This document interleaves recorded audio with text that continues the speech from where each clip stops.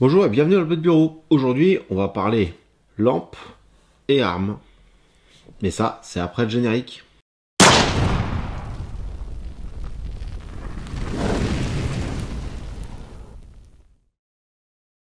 Quel va être le point commun entre ces deux armes? C'est que j'aime particulièrement la poignée angulaire Magpul. Vous en avez une ici, vous en avez une là, sur mon AR15 pareil. Aeolite nous sort la Sigure, que vous voyez ici. C'est en fait une poignée angulaire, identique quasiment à une Magpul, sauf que l'on a un port de charge ici derrière, et on a en mode faible, qui, on le verra plus tard, suffit largement pour du CQB si on est en airsoft par exemple, c'est-à-dire dans un entrepôt, dans une maison, dans un local on va dire, pour pas être ébloui. On a bien sûr un mode turbo qui va réduire avec le temps, mais en mode faible qui fait je crois 290 lumens, on va avoir 4 heures.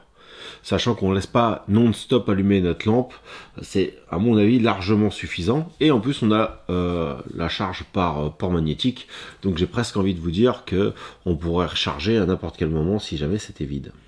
On ne peut pas changer les batteries. Alors pour certains c'est un problème, pour d'autres comme moi c'en est pas un, parce que 4 heures c'est largement suffisant pour une partie d'airsoft par exemple. Première chose que je vois, il nous faut une clé Allen en fait pour... il y a une vis ici qu'il va falloir serrer et desserrer, que ce soit d'ailleurs en key mode, donc comme ça, avec une forme de clé là, vous voyez, ou en M-Lock, comme ici, vous allez avoir besoin de rajouter un rail Picatinny, en fait, pour pouvoir le mettre. Alors quand vous avez un rail qui est directement intégré à votre arme, là moi je l'ai au-dessus, mais je l'ai pas en dessous par exemple, mais il y en a qui ont 4 rails, et ben l'avantage c'est que vous n'avez rien à rajouter. Voilà. En termes de volume, certains disent, c'est dommage, c'est trop gros, mais non.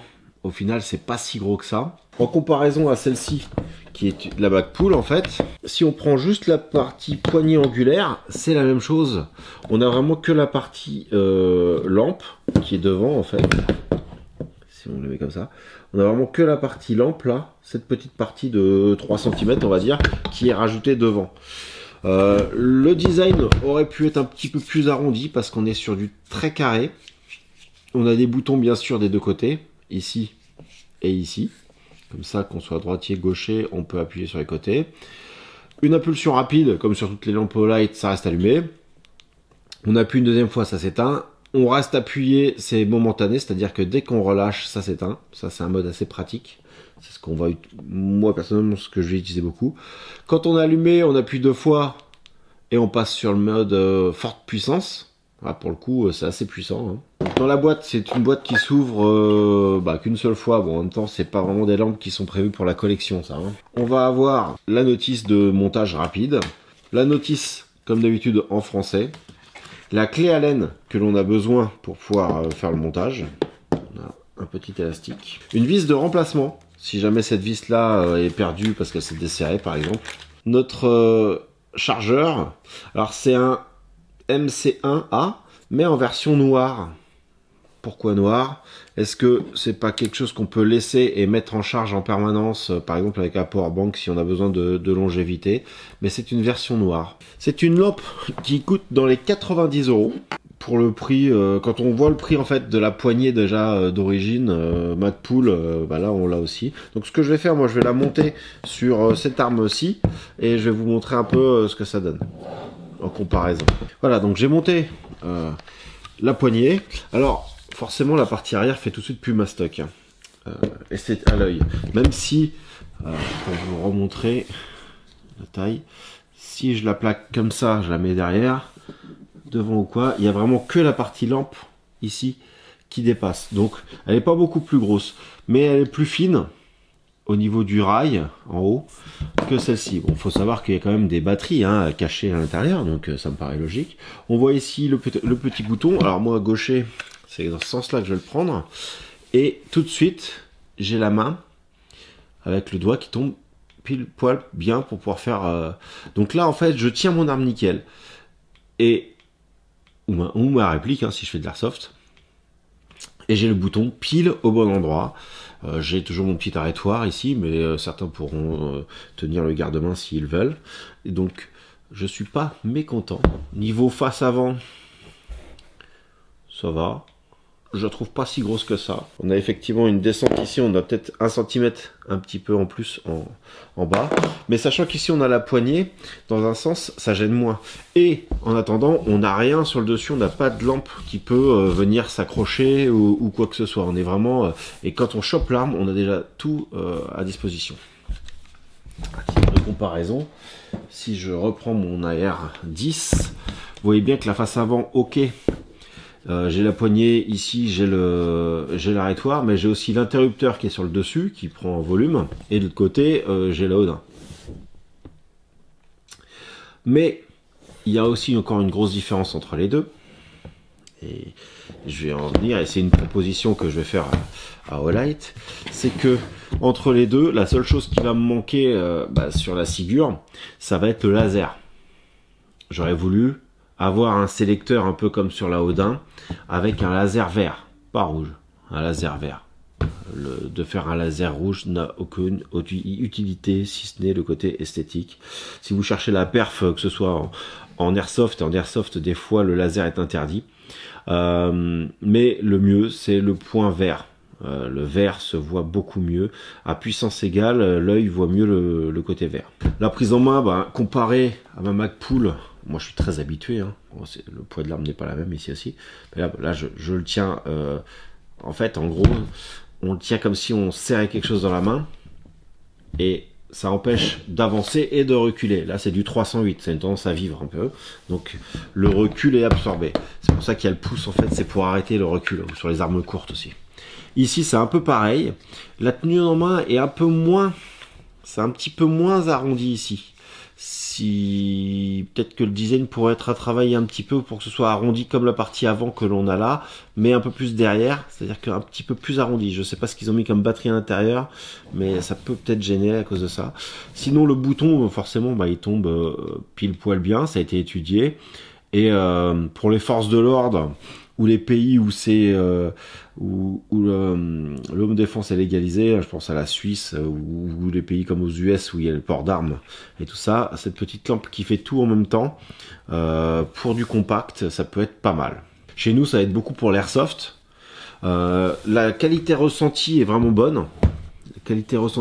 Ici, on a du plastique. Devant, on a de l'aluminium parce qu'on a le côté refroidissement qui est important, je pense aussi. Surtout si on la laisse tout le temps allumée. Pour une lampe qui est pas très chère et qui comprend la poignée, c'est une vraie nouvelle révolution dans le milieu de la lampe. J'avais pas vu ça avant. Alors, je connais pas toutes les lampes non plus de tout le marché, hein, mais j'avais pas vu ça avant. Donc là, ils nous ont fait vraiment une belle nouveauté chez Olight. Ça fait plaisir. Moi j'avais dit de manière maintenant je fais plus trop de vidéos Olight, si ce n'est pour des choses comme ça qui apportent un réel plus.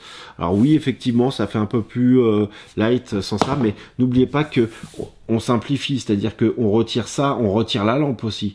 Donc on va vraiment simplifier son arme. Franchement, elle, dès qu'elle a un laser, je la fous sur celle-ci, hein, qui est une arme en 10 pouces. C'est un AR-10 en 10 pouces, ça. C'est mon Diamondback, hein, je vous l'ai présenté plusieurs fois. Vous voyez un petit peu la tête qu'il a. Ça fait tout de suite vraiment Goldorak avec tous ces trucs.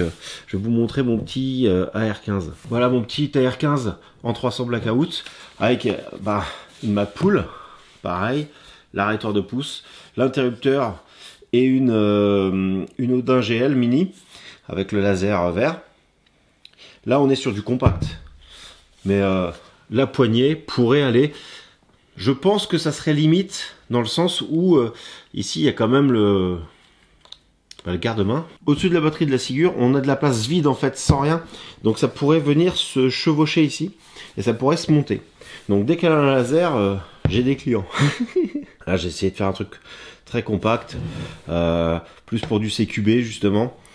Ça c'est parfait en 300 blackout. Et j'ai la même chose, j'ai la réplique pour aller jouer l'airsoft en fait. Exactement identique. Donc vous voyez, sur tout type d'arme longue, la Sigurd pourrait aller. Donc franchement, si le laser n'est pas vraiment quelque chose qui vous intéresse, parce que le laser c'est quand même une utilisation très particulière, hein, faut le dire, et si vous avez besoin juste simplement d'une lampe pour les milieux un peu sombres, et ben cette Sigurd est parfaite. En termes de durée d'autonomie, elle est bien. En termes de puissance, c'est pas mal non plus. Je vais essayer de vous faire 2-3 images pour vous montrer ce que ça donne dans le noir et en intérieur, on va dire, si vous faites de l'airsoft dans une maison ou dans un entrepôt, ou comme je vous dis, dans les pays autorisés pour les armes de défense. Voilà. Voilà, je filme, je suis dans le noir. On dirait qu'il fait jour dehors, mais en fait c'est la caméra qui fait ça, de l'iPhone. Et je suis en diagonale 7 mètres, donc je suis à l'étage, la porte d'entrée, on imagine, hein, là il y a l'escalier, vous voyez, et je vais mettre la faible puissance. Fort. Faible.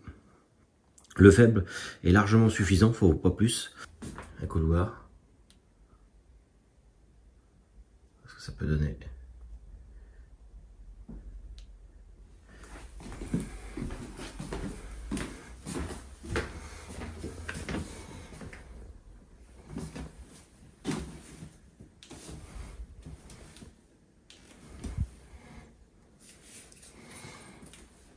Ça sert à rien d'avoir plus de puissance, hein. Alors nous, en France, on n'a pas le droit de chasser la nuit, je crois, hein. Je suis pas chasseur, mais c'est pareil, ça pourrait aller sur une arme de chasse. En Allemagne, par exemple, ils ont le droit. Maintenant que vous avez vu ce que ça donnait, n'hésitez pas à vous abonner, à suivre la chaîne. Je vous mets les liens en description pour aller voir ce que ça donne. Ce sont des liens affiliés. Vous aidez la chaîne en passant par ces liens, même si après vous achetez complètement autre chose sur le site de Olight, ça aide, donc passez-y par ces liens. Vous avez des codes promo et tout ça aussi dans la description. Allez voir, suivant ce que vous avez besoin, ça peut aider. Si c'est pas déjà en promotion, ou même s'il y a des promotions avec des seuils de montants. Bref, n'hésitez pas à faire un tour dans la description. Et pour tous les goodies et autres. Merci à tous, et puis moi je vous dis à bientôt pour une nouvelle vidéo.